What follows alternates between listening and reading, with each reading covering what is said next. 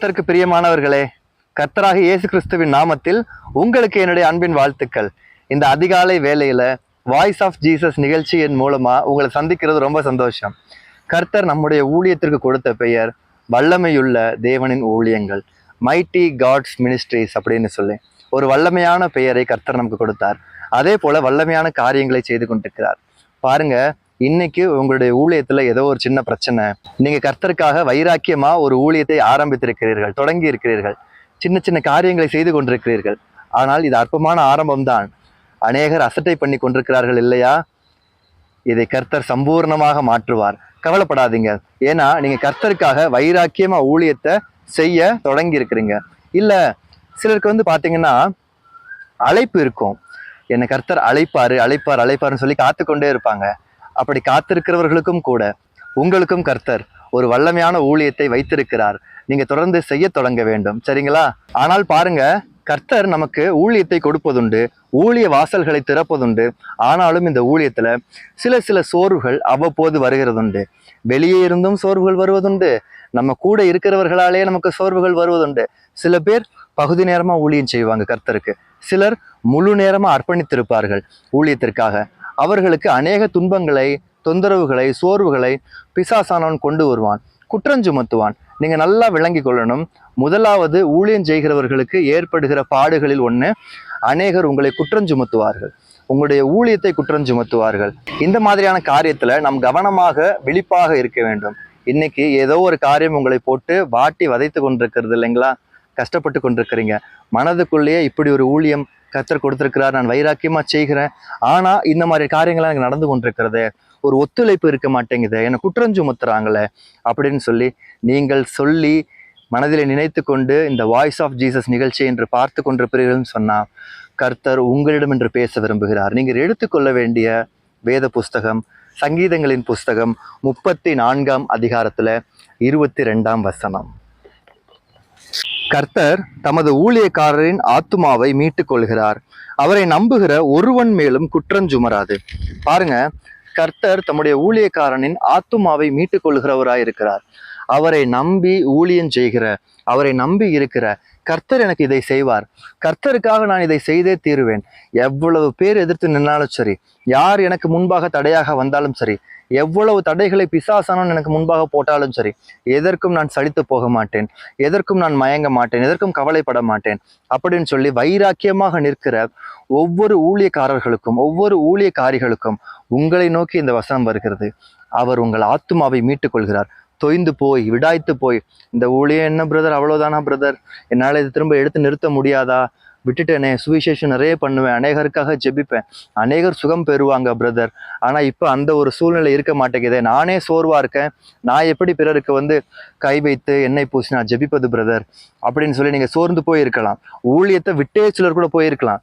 6 மாதம் ஆகியிருக்கலாம், 4 மாதம் ஆகியிருக்கலாம், 1 வருடங்கள் ஆகியிருக்கலாம், 5 வருடங்கள் ஆகியிருக்கலாம். ஆனால் ஒரு விஷயத்தை நீங்கள் புரிந்து கொள்ள வேண்டும், இந்த சோர்வுகளின் நிமித்தமாக நீங்கள் ஊழியத்தை விடக்கூடாது.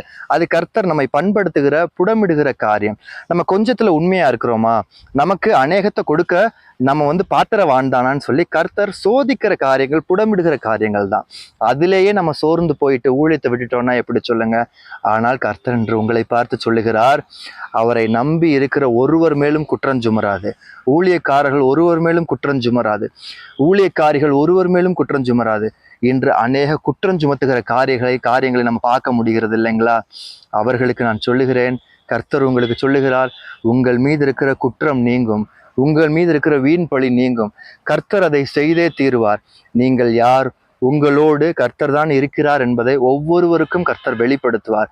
அதனால உங்களுடைய இருதயத்தை நீங்க திறந்து கர்த்தரை விசுவாசித்து, ஆண்டவரே நான் உமக்காக ஊழியம் செய்கிறேன், உமக்காக ஊழியம் செய்கிறேன், எனக்கு எப்படி இது நடக்கலாம், எனக்கு எப்படி இந்த குற்றம் வரலாம், என்னை நோக்கி எப்படி இந்த விரல் நீட்டுதல் வரலாம், நிபச்சொல் வரலான்னு சொல்லி நீங்க தைரியமாக ஆண்டவரை பார்த்து கேட்க வேண்டும். பாருங்க, ஒரு பெரிய வேலை ஸ்தலத்துல, ஒரு பெரிய நிறுவனத்துல ஒருவர் பணிபுரிந்து கொண்டிருக்கிறார். ஏதோ ஒரு காரியம் அங்க தவறா நடந்து விட்டது, அவர் மேல ஒரு குற்றம் சொல்லுதல் வந்து விட்டது. அப்போ அவர் என்ன சொல்லுவார்? அந்த நிர்வாகத்தை பார்த்து, நான் இந்த கம்பெனியில, இந்த வேலை ஸ்தலத்துல, இந்த நிர்வாகத்துல, உங்களிடத்துல இத்தனை ஆண்டுகளாக உண்மையாக பணி செய்தவன் என்பதை நீங்க மறந்து விட்டீங்களா?